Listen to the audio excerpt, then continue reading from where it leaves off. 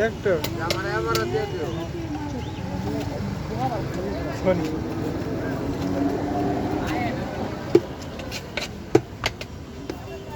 হয়তো ইউটিউব সারি ঠিক করে ধরো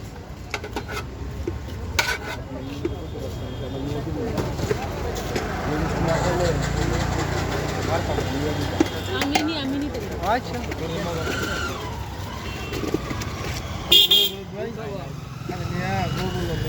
খবর কই না